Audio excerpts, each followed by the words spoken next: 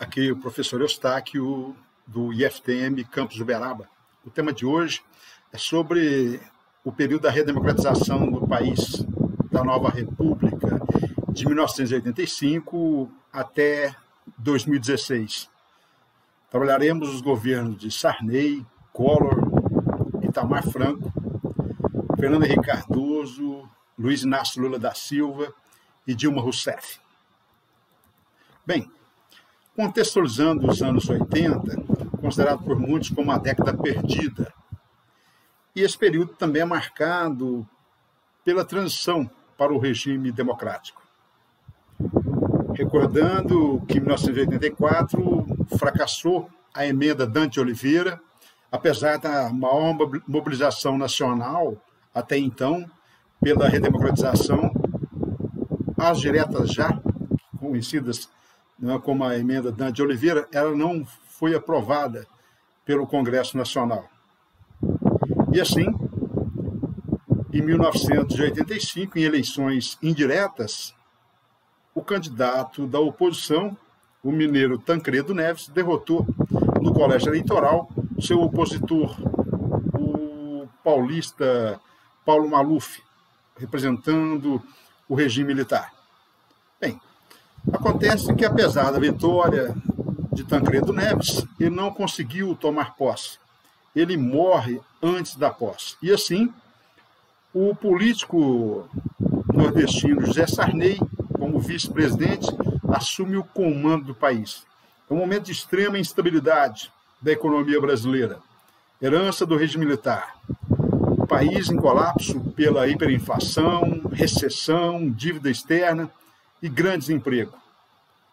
E, brilhantemente,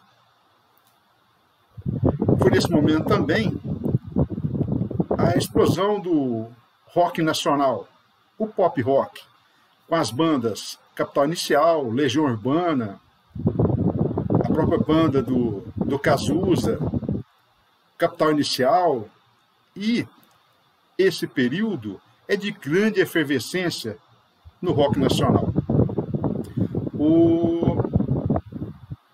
A Legião Urbana, com seu genial Renato Russo, captou muito bem a descrença da juventude brasileira com a política e essa forte apatia, alienação e falta de perspectiva quanto ao futuro do país foi gravado de forma genial pelo Renato Russo, na música Geração Coca-Cola, onde ele critica o imperialismo dos Estados Unidos e exatamente essa alienação, essa forte apatia desses jovens que foram criados durante o regime militar. Nós somos filhos da Revolução. A Revolução de 64, que está longe de ser um processo revolucionário, na verdade é um processo conservador, o regime militar. Somos burgueses sem religião, somos o futuro da nação, a geração Coca-Cola. Bem, e assim, o primeiro presidente dessa redemocratização é um político conservador. E, óbvio, que essa transição do regime militar para a democracia no país, ela vai ser coordenada por um viés bastante conservador, já que Sarney era um político aliado do regime militar, da antiga Arena, do antigo Partido da Frente Liberal, o seu grupo político. Ele foi um sustentáculo importante no Congresso do regime militar. E aí, ele assumiu com o compromisso de cumprir as promessas do Tancredo Neves, do PMDB. E assim, ele herdou um país arruinado pela herança maldita do regime militar. Herança pesada de elevada dívida externa, interna, alta inflação, desemprego, recessão, favelização, aumento gravíssimo dos problemas sociais do país. E é assim que José Sarney vai comandar esse processo de redemocratização. Em 1985, ele envia ao Congresso Nacional uma emenda, exatamente com o objetivo de varrer os vestígios autoritários do regime militar. É necessário retirar esses traços autoritários. E assim, as eleições presidenciais, eleições diretas foram restabelecidas, votos analfabetos, a liberdade partidária, inclusive para os partidos de vertente comunista, liberdade sindical com direito de greve, grandes avanços. E, finalizando, nessa emenda constitucional, convoca-se o Congresso Nacional para, em Assembleia Nacional Constituinte, esses deputados iriam elaborar a nova Constituição do país, a Constituição de 88. Assim, esse Congresso se reúne a partir de 86 e, durante 2 anos, eles vão elaborar a nova Constituição de caráter democrático, a Constituição Cidadã de 88. Bem, esse período também é marcado pelos planos econômicos, planos esses de combate à hiperinflação. O escolhido pelo José Sarney foi o ministro Dilson Funaro para gerir a economia do país. E aí esse plano cruzado, modifica-se a moeda, 1.000 cruzeiros, cortam-se 3 zeros e passa a valer 1 cruzado, uma nova moeda. E marcado também pelo congelamento de preços e salários. E quando a inflação atingisse 20% ao ano, dispararia um gatilho salarial para recompor o poder de compra do trabalhador. E, a princípio, nos 3 primeiros meses, o plano foi um sucesso. E o plano ganhou apoio popular, os chamados fiscais do Sarney. Com a tabela da SUNAB, o órgão fiscalizador, a população ia aos supermercados para acompanhar os preços e impedir o reajuste dos preços e, com isso, conter a volta da inflação. Né? Há uma explosão do consumo, né? Aumenta o poder de compra do trabalhador e, o que é pior, há uma demanda reprimida e o aumento dessa demanda acaba gerando uma crise de abastecimento. E assim, o plano já começa a demonstrar os seus primeiros fracassos a partir do 4º mês. Começa a faltar produtos, alimentos, não é? Começa a faltar até combustível. E assim, os empresários começam a cobrar ágio, um sobrepreço sobre os produtos. E assim, a inflação volta aos poucos.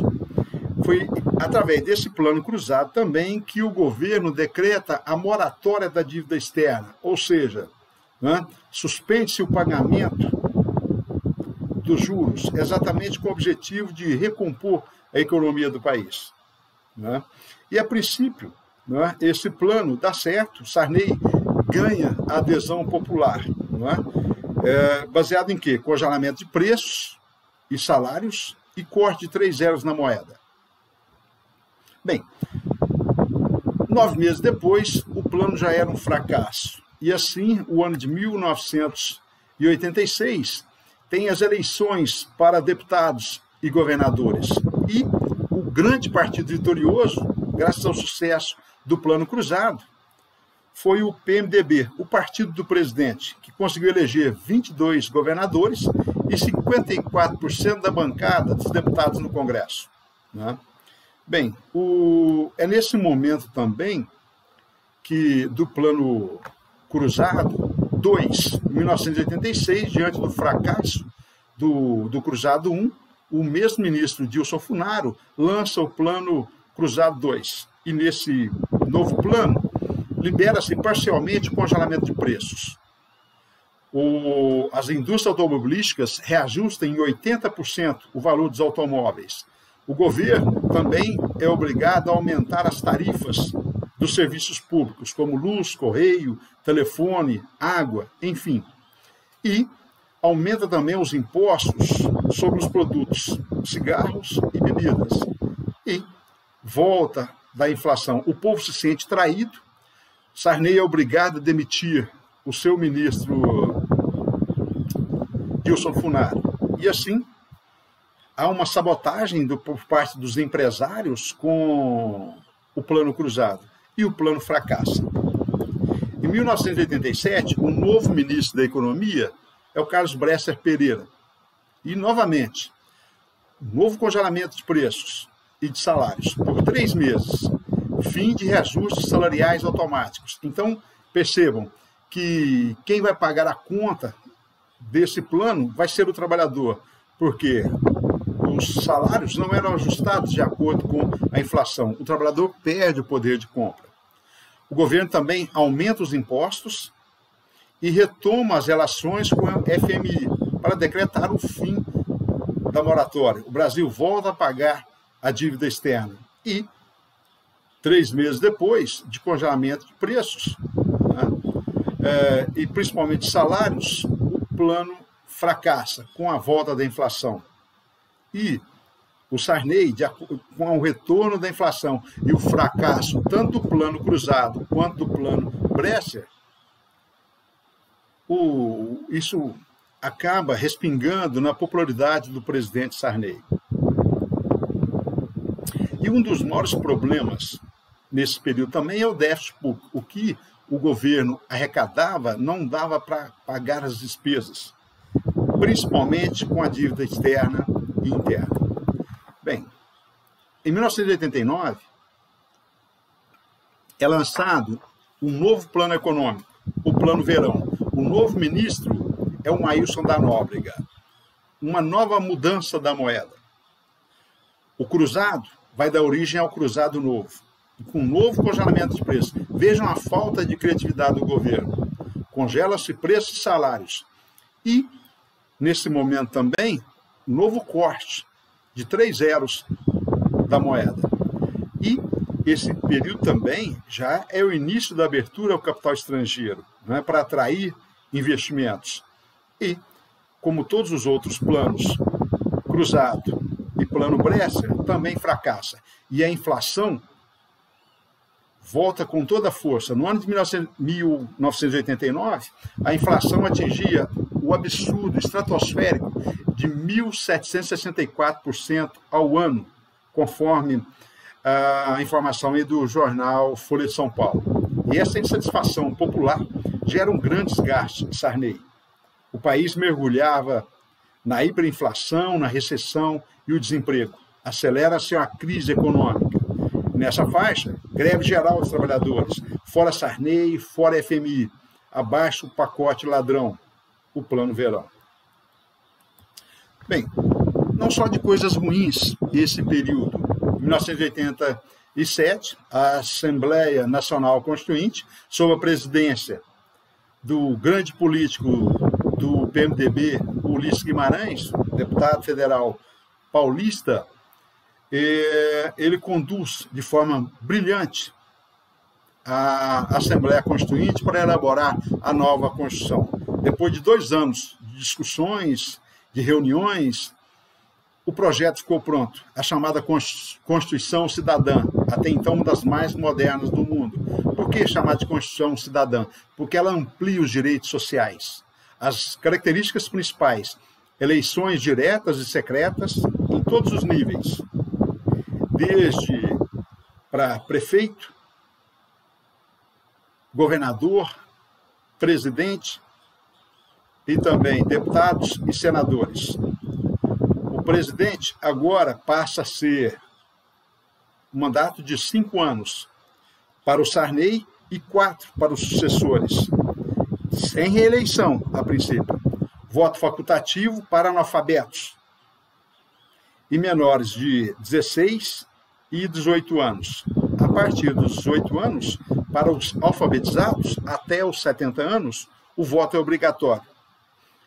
Outra questão importante: eleição para cargos executivos em 2 turnos, para cidades acima de 200 mil eleitores. Habeas corpus, isso um grande avanço, não é? Todo cidadão tem direito a responder em liberdade por um crime que estiver sendo acusado. E fim da censura e da tortura, pelo menos na lei. Isso também é um grande avanço. E o fim do resquício autoritário no país, pelo menos na legislação. Bem, outra característica dessa Constituição, e democrática também, é o direito de greve e de associação sindical. Férias condicional de 1/3 de salário. E aí amplia-se os direitos sociais. Importante, multa de 40% do valor do fundo de garantia por tempo de serviço em caso de demissão sem justa causa. Licença maternidade amplia-se para 120 dias. Hoje já é de 180 dias. E paternidade, licença para 4 dias, depois ampliado para 8. Seguro-desemprego. E outra marca importantíssima, racismo, crime é inafiançável. Embora no Brasil, embora a legislação seja dura quanto ao combate ao racismo, ainda permanece essa mancha na história do país. Bem, a sessão do conservador José Sarney, 22 candidatos. Nas eleições de 1989, a população poderia agora escolher de forma direta e democrática um caldo aí de 22 candidatos, desde a direita, centro e esquerda. E passa para o segundo turno o Fernando Collor de Mello, do Partido da Reconstrução Nacional, o PRN, e o Lula, o sindicalista do ABC, o Lula do PT. Na imagem à esquerda, a propaganda política. Sem medo de ser feliz, Lula para presidente do Brasil. E o Collor, o candidato da direita, o candidato dos empresários, o candidato da grande mídia. Vamos construir um Brasil novo. Os dois nordestinos, mas Lula fez sua carreira política nos sindicatos do ABC paulista, enquanto Collor, representando as oligarquias nordestinas, um político conservador de Alagoas. E na campanha, no debate final, entre os dois candidatos do segundo turno, a Rede Globo, na véspera das eleições, ela manipula o debate e amplamente ela faz os recortes. Em edição no Jornal Nacional, ela coloca os pontos fracos do debate do Lula e coloca os pontos positivos do presidente Collor. E assim, Collor foi eleito o novo presidente do país. Bem, Collor, na campanha, no discurso, representando a novidade, um político jovem, como caçador de marajás, aquele que iria acabar com a corrupção no país, e o protetor das classes populares. Esse era o discurso. Um candidato jovem, moderno, que iria inovar na política do país, acabar com aquele passado retrógrado e avançar rumo à modernização. E a escolhida para gerir a economia, a economista Zélia Cardoso de Mello. E esse plano Collor, ou plano Zélia, muda a moeda novamente. O cruzado novo vai dar origem a um cruzeiro. E a grande novidade desse plano, o confisco de investimentos, o bloqueio dos depósitos bancários na conta corrente e na poupança, até o limite de 50 mil cruzados novos. Estabelece agora quem tinha dinheiro depositado nos bancos não poderia retirá-lo, até o limite de $1.200 aproximados. Daria aí 50 mil cruzados novos. Isso gera um pânico no país. Muitos que tinham investimentos, muitos que ganharam dinheiro com a especulação financeira, não poderiam retirar os seus depósitos bancários que ultrapassassem $1.200, o equivalente a 50 mil cruzados novos. Isso gera um pânico geral e uma queda na Bolsa de Valores. Bem, esse plano Collor também é marcado pelo início do neoliberalismo no Brasil. O que significa isso? O Brasil vai abrir as portas do país facilidades para importações, reduz as taxas alfandegárias de importação e inicia o processo de privatização. É o Estado mínimo chegando ao país. A ideia, e em onda, é uma tendência da América Latina nos anos 90, o avanço do neoliberalismo. E isso também como consequência do fim do Império Soviético, é o fim da Guerra Fria e o avanço do capitalismo liberal. E assim, outra característica desse plano é a redução dos gastos públicos, do déficit público, redução de salários, aposentadorias e projetos sociais. A ideia é equilibrar as finanças, arrecadar mais e diminuir os gastos. O objetivo disso, conter a inflação e diminuir o consumo. Os resultados desse plano econômico, o plano Collor, realmente caiu o consumo, mas, por outro lado, também reduziu a produção, desemprego em massa, falências, apesar de um curto período de queda da inflação. O resultado desse plano Collor foi um grande arroxo econômico e uma grande crise econômica. Bem, isso desgasta bastante o presidente Collor. E assim, esse plano Collor, né, com facilitações para importações, tornar o Brasil mais eficiente, redução dos gastos públicos e privatizações das empresas estatais. Né? O neoliberalismo, nesse sentido, procura o quê? Reduzir a inflação por meio da redução do consumo. O resultado? Reduz-se a produção e principalmente o consumo. Isso acaba gerando a falência de muitas empresas brasileiras que não conseguiam competir com as empresas e principalmente com os produtos importados, que tiveram suas tarifas reduzidas. Né? Bem, da mesma forma também dos planos Cruzado 2, Plano Bresser e Plano Verão do governo Sarney, todos esses marcados também por congelamento de preço, não funcionaram. E assim, diante dessa situação, a inflação volta com toda intensidade e agora marcado também por uma profunda retração do mercado brasileiro, uma recessão, crescendo o desemprego e o desgaste do Collor. Bem, em 1992, depois de apenas 2 anos de mandato, denúncias de esquema de corrupção, exatamente um presidente que foi eleito com a promessa de acabar com a corrupção no país. Né? O seu próprio irmão, Pedro Collor de Mello, faz denúncias através da importante revista Veja de que dentro do governo, através do tesoureiro Paulo César Farias, um assessor de Collor, de que havia esquema de corrupção no país. Isso acaba gerando um desgaste e abertura do processo de impeachment do presidente. Em 1996, o próprio PC Farias e a sua amante foram assassinados, uma queima de arquivo.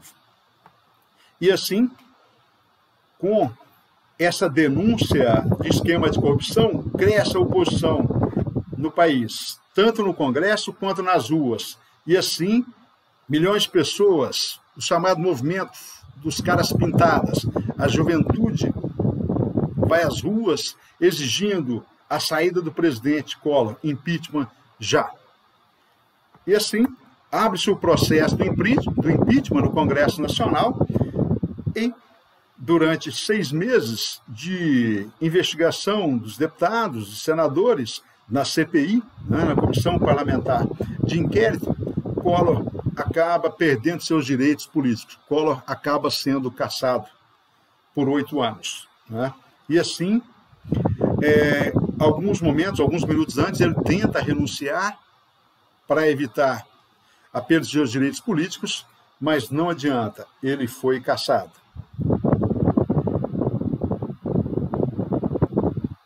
Bem, quem era o vice de Collor? O político mineiro Itamar Franco, que vai terminar o mandato. Ele procura, então, fazer um governo amplo de coalizão nacional, com amplo debate e diálogo com o Congresso. Todos os partidos vão apoiar, exceto o PT. Itamar Franco, durante a gestão do Collor, eles romperam politicamente. Né? ele não foi favorável, o Itamar Franco não foi favorável ao bloqueio da poupança e dos depósitos bancários, né? Ele também é bastante discreto e com passado honesto, né, de oposição ao regime militar. Ele dá continuidade à política de privatizações para captar recursos para o país, para gerar superávit primário, e estabelece também um salário mínimo de $100.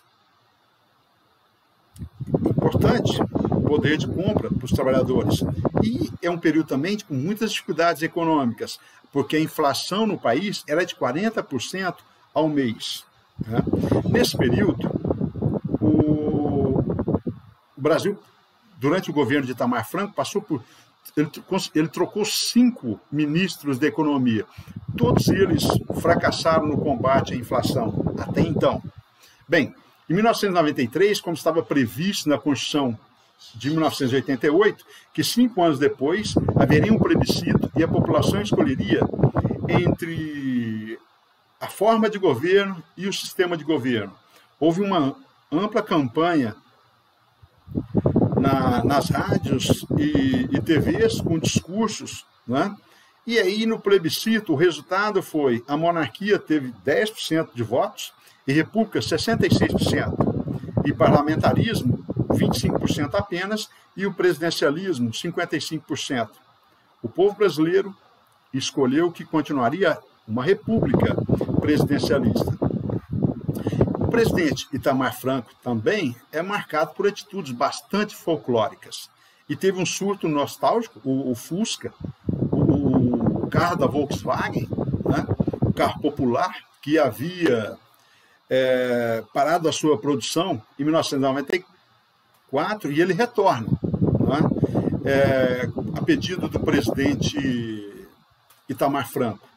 E assim, retorna-se com o Fusca, enquanto o mundo produzia carros modernos, o presidente, num surto de nostalgia do passado distante, decide e pede para a Volkswagen, né, inclusive com redução dos impostos, para que o brasileiro das classes populares tivesse acesso ao carro popular.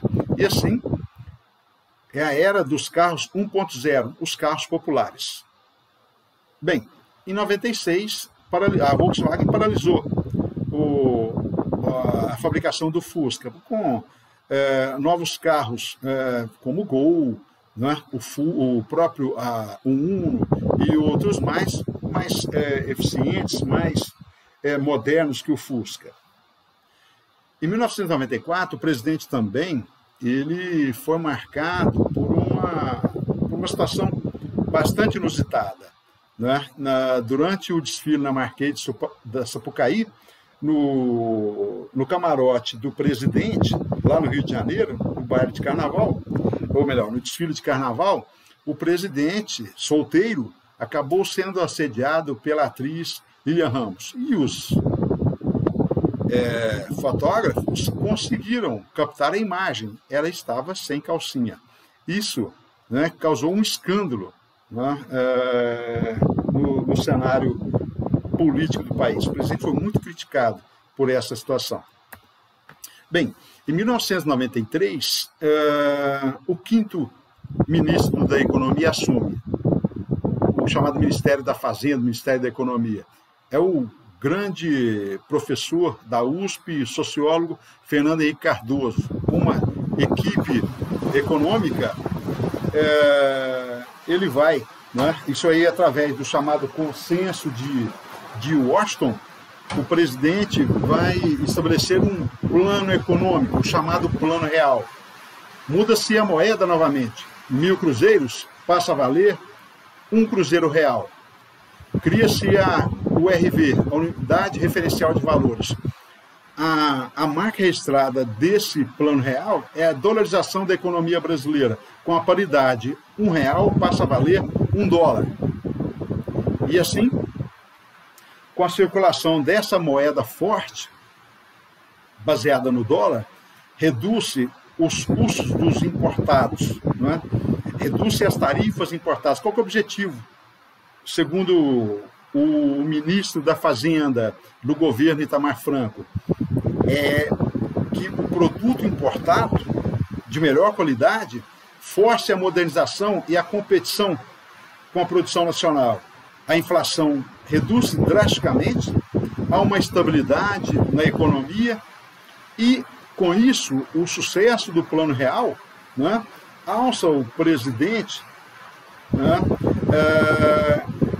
a lançar sua candidatura. Até então, o candidato favorito a ganhar as eleições era o candidato à oposição, o petista Luiz Inácio Lula da Silva. Mas, graças ao sucesso inicial do Plano Real, o Fernando Henrique Cardoso ganha as eleições em primeiro turno, o candidato do PSDB. Assim, o Plano Real consegue baixar a inflação com o aumento da taxa de juros e queda no consumo.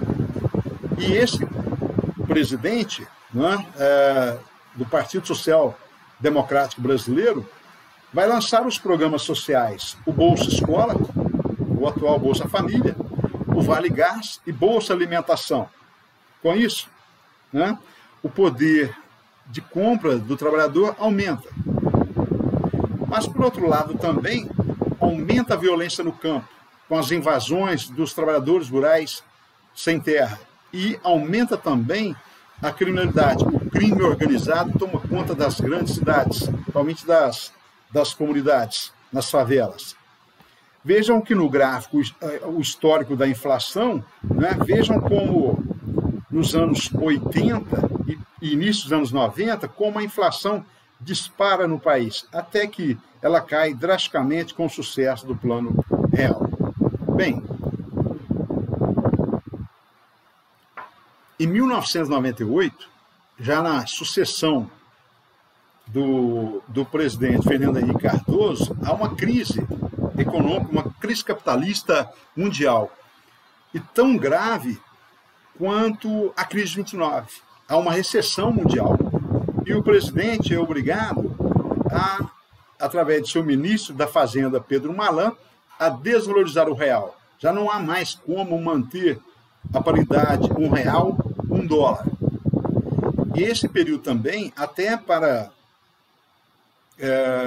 estabelecer um equilíbrio nas contas públicas, um ajuste fiscal, amplia-se a privatização das empresas estatais, como a Vale do Rio Doce, a própria Fosfértil, a Rede Ferroviária Federal, ou o sistema de telefonia, a Telebrás. E o objetivo qual é? É saldar a dívida pública, reduzir os déficits na balança de pagamentos e estimular a modernização com a privatização dessas empresas e com a compra dessas estatais pelo capital estrangeiro, né? Esse período de amplas privatizações é muito criticado no livro A Privataria Tucana, né? Quando o autor critica muito a entrega dessas empresas estatais para o capital estrangeiro a preços muito baratos, né? Esse presidente também é marcado também pela chamada Lei de Responsabilidade Fiscal, ou seja, mais rigor no orçamento público, determinando que os governantes não podem gastar mais do que arrecadam em impostos, equilibrar a balança de pagamentos. E esse presidente também é responsável pela reforma do sistema de previdência no país, estabelecendo o fator previdenciário, dificultando as aposentadorias.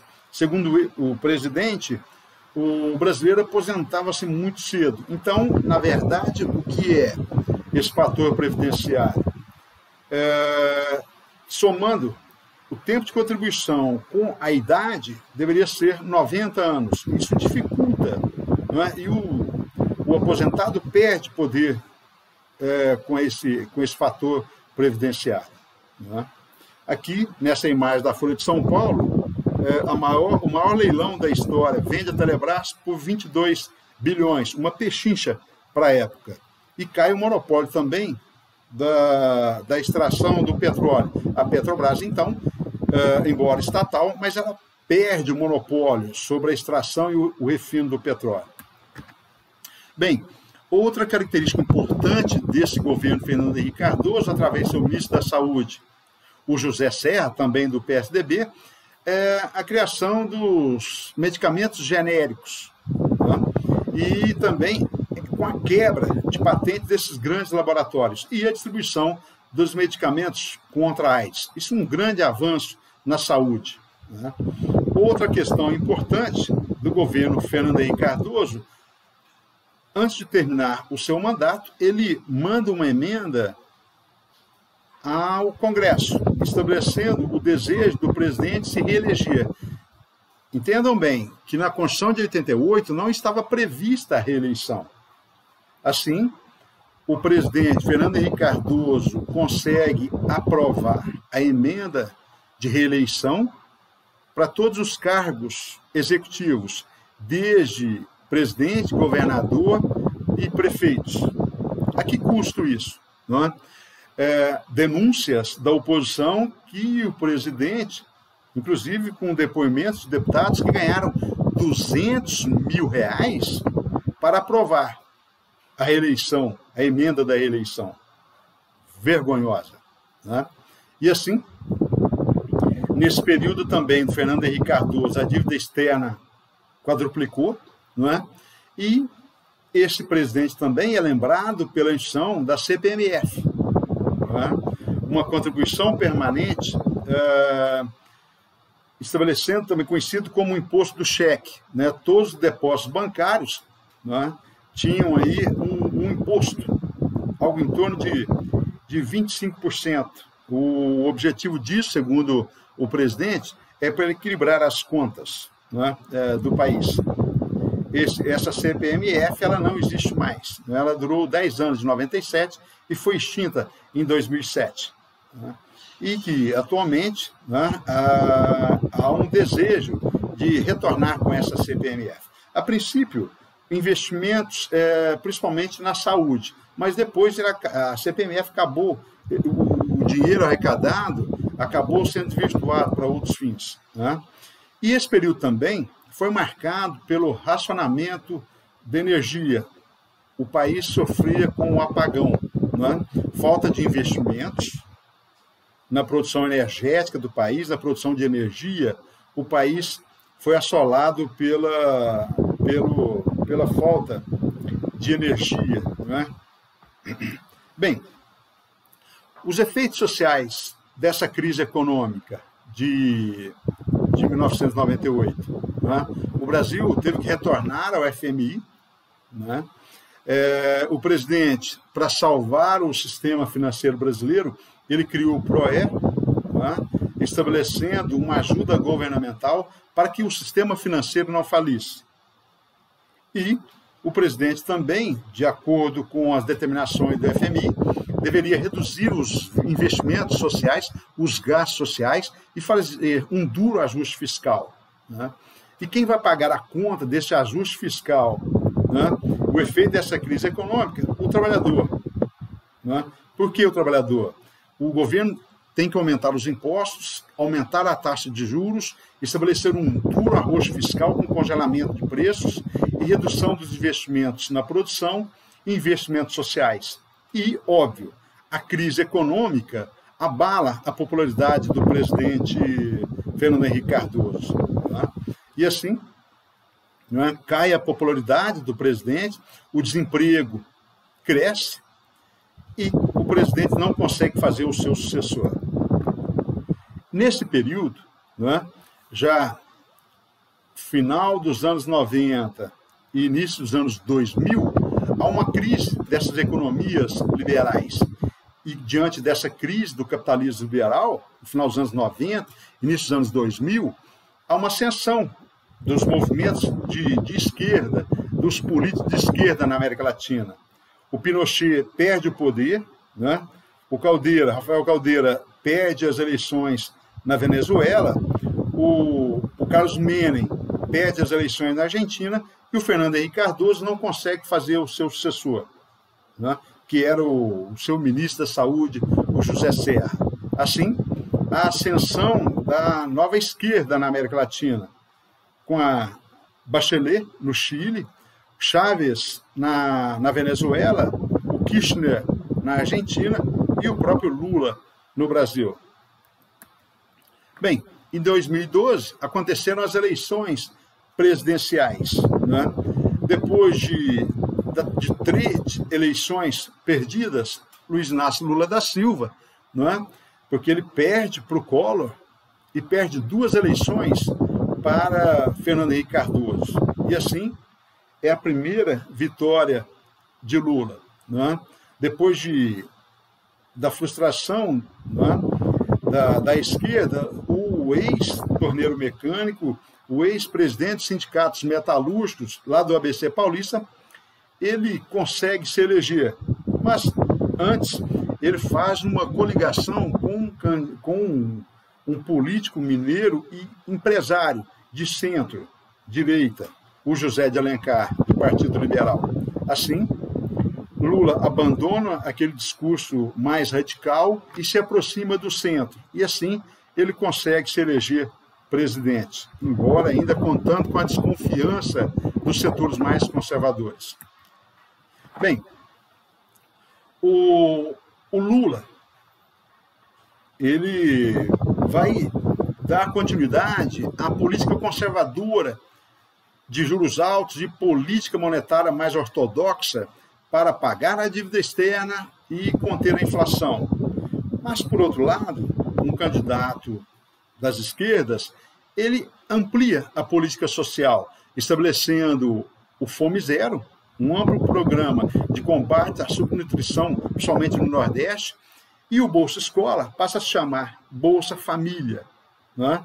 Estabelece também o ProUni, o Programa Universidade para Todos, estabelecendo o financiamento para que os filhos das classes populares tivessem acesso à universidade para todos, né, com financiamento nas universidades federais. Né, com financiamento para que os filhos das classes populares tivessem a oportunidade de estudar, né, com financiamento, com pagamento de mensalidades, com bolsa nas escolas, nas universidades particulares. Né? E ele também reformula o Enem, amplia-se o Enem, que passa a ser, né, o Enem, a aprovação do Enem serve também para que esses que tiveram sucesso com suas notas nas provas do Enem alcançassem as vagas nas universidades públicas federais. Né? Ele também é responsável pela ampliação dos institutos federais, né, para a formação de técnicos, tecnólogos e qualificação da mão de obra no país. Assim, amplia-se o acesso do brasileiro à educação e também à população mais carente, né, com o projeto Fome Zero. Bem, ele também, graças a essa política mais ortodoxa de conter os gastos, ele reduz a dívida externa, reduz a miséria e a concentração de renda no país. Lula também é responsável pelo programa, o PAC, o Programa de Aceleração do Crescimento, que a princípio foi gerido pela sua principal assessora, a ministra Dilma Rousseff, né, com grandes investimentos em infraestrutura, rodovias, ferrovias e portos. Né? Além disso, o governo vai fazer uma reforma tributária para aumentar a arrecadação de impostos e uma reforma previdenciária. E nessa reforma da Previdência, o trabalhador vai ter mais dificuldades para se aposentar. Né? E assim, ele sofre muitas críticas daqueles setores que o elegeram, à esquerda. Né? E assim, em 2007, há uma grande descoberta no país. A camada do pré-sal, a descoberta de petróleo no litoral do sudeste do país, principalmente na bacia de Santos e de Campos. Né? E na política externa, a grande tacada de Lula, a grande jogada do presidente Lula. Ele se aproxima dos países da América Latina, dos países africanos e dos emergentes. É nessa época que o Brasil garante a relevância no cenário internacional como porta-voz desses países emergentes. Lula, inclusive, chega a ser chamado de o cara pelo presidente Obama dos Estados Unidos. Bem, apesar da ampla popularidade, o governo também é assinalado por escândalos de corrupção que vem a público, principalmente do ministro Antônio Palocci, o ministro da Fazenda, e do ministro José Dirceu, da Casa Civil. O José Dirceu, inclusive, era cotado para ser o sucessor de Lula. E assim, diante dos escândalos de corrupção, eles foram afastados. Os grandes mentores, os grandes assessores de Lula, Palocci e José Dirceu, são afastados por denúncias de corrupção, principalmente no esquema do mensalão. O que é isso? O presidente, que não tinha maioria no Congresso, ele passa a comprar votos de deputados e senadores para que suas emendas fossem aprovadas no Congresso. E esse escândalo de corrupção, o chamado mensalão, desgastou enormemente o presidente Lula, que foi considerado um fisiologista. Por quê? Porque ele estabeleceu uma política de barganhas, de troca de favores, tão característico da política brasileira, né? E isso é histórico no país. Ele não conseguiu ou não quis romper com essa tradição fisiologista de barganha política, né, com o Congresso Nacional, para ter suas emendas aprovadas. E, apesar de todos esses escândalos de corrupção, um presidente que terminou seu mandato com 80% de aprovação, não é? Uma moeda estável, ele conseguiu superar a crise econômica, né, do início dos anos 2000, retomou o crescimento e reduziu a pobreza e a desigualdade social. Né? E assim, graças ao seu carisma, ao seu prestígio político, né, ele conseguiu eleger a sua principal assessora, a Dilma Rousseff, né, também do PT. E o governo Dilma também, né, é importante porque o objetivo seria o quê? Ela dar continuidade a essa política do presidente Lula. Né? É histórica porque é a primeira presidente a governar o país, a primeira mulher a governar uma política de esquerda, e ela conseguiu derrotar o candidato José Serra, do PSDB, o candidato de São Paulo, o candidato identificado com a elite paulistana. Né? É a segunda derrota consecutiva do José Serra para o PT. Né? Bem, a eleição de Dilma para a presidência da República ocorreu num momento de extrema euforia. O PIB brasileiro atingia o índice de 7,5% ao ano, um ritmo extremamente acelerado. Né? E aí, essa ideia de otimismo gerava a perspectiva do Brasil se tornar a quinta potência mundial. Né? O PIB brasileiro atingia o índice para classificar o Brasil como a quinta maior potência, superando, inclusive, o PIB da Inglaterra e da França. Bem, o histórico de Dilma, ela foi militante de esquerda, né? Ela foi do grupo guerrilheiro, a Vanguarda Armada Revolucionária Palmares. Ela lutou contra a ditadura militar. Foi presa nos anos 70, torturada pelos órgãos de repressão. Né? Inclusive foi exilada. Né? E no governo Lula, principalmente com a queda do Palocci e do José Dirceu, ela se tornou a principal ministra de Lula. Ela acumulou, primeiro, a função de ministra das Minas e Energias, ela foi também presidente da Petrobras, uma das mulheres mais influentes da história do país, e foi ministra da Casa Civil. E assim, havia uma grande expectativa com o governo Dilma. Né? E na posse da presidente Dilma, ela se comprometeu a continuar os projetos sociais do governo Lula, acabar com a miséria do país, ampliar as liberdades democráticas, e durante a posse ela homenageou as mulheres. Né? Enfim, né? Na posse, o presidente Lula conseguiu, né, o seu objetivo, derrotar o PSDB, derrotar o candidato José Serra e, numa aliança, o vice era o Temer, né, o candidato do PMDB de São Paulo. Essa aliança, ao final do governo Dilma, vai se romper. Bem, conforme disse, ela foi eleita para dar prosseguimento à política econômica e à política social de Lula. Ela continua com as obras do PAC, Programa de Aceleração do Crescimento, com obras em infraestrutura, e os programas sociais são ampliados, com Minha Casa Minha Vida, um projeto de ampliação das casas populares e o Bolsa Família, né? Foi nesse período também importante que o Congresso aprova um novo Código Florestal. E a ideia desse novo Código Florestal é combater o desmatamento ilegal, não é? E assegurar a inclusão social de camponeses, né? E importante dizer também, num sistema de que as maiores obrigações de recuperação das áreas desmatadas seriam dos latifundiários, né?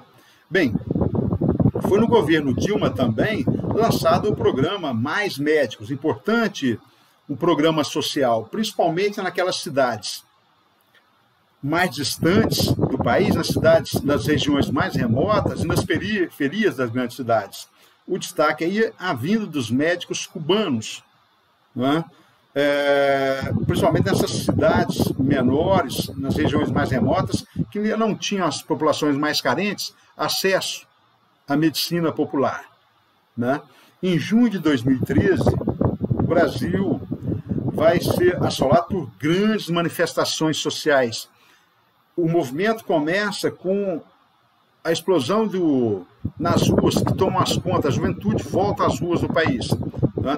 E esse movimento das manifestações começa exatamente por causa do aumento das passagens no preço do ônibus e do metrô em São Paulo, né? E esse movimento, que se dizia apolítico, acaba aflorando os setores conservadores do país, né?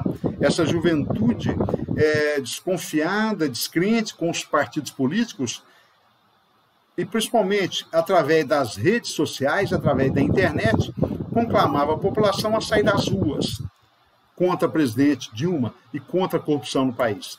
Bem, e esse período coincidia também com a reeleição da presidente Dilma, né? E esse período também é marcado, né, por escândalos políticos, oposição no Congresso e oposição nas ruas. E o presidente Palocci acaba sendo demitido pela presidente Dilma, acusado de corrupção. É a segunda demissão do presidente Palocci, né? E isso acaba desgastando a presidente Dilma, né? E, embora não se provasse corrupção da presidente, mas os seus assessores eram acusados de corrupção, né? E principalmente também esquemas de corrupção na Petrobras, o chamado Petrolão. Assim, em 2013, 2014, há uma forte crise econômica no mundo e isso repercute no Brasil. Aumenta a recessão econômica, o PIB já não cresce tanto, aquela expectativa de o Brasil alçar a condição de quinta potência mundial, ela se esvai, né? Amplia-se o desemprego, amplia-se a inflação e a queda do PIB, né?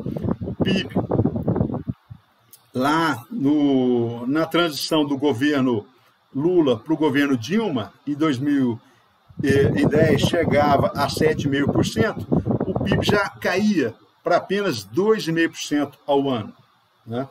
E assim, um dos motivos dessa forte crise econômica que chega ao Brasil é a repercussão da economia mundial. A China desacelera as importações das commodities, né, agrícolas e também minerais. O dólar aumenta e isso acaba desaquecendo a economia brasileira, né? O real desvaloriza caem as exportações brasileiras e isso afeta internamente o país. Há um aumento da recessão, há uma elevação do número de falências no país e a crise do governo Dilma. Nesse período importante, né, a presidente Dilma lança a Comissão Nacional da Verdade, uma ex-militante contra o regime militar.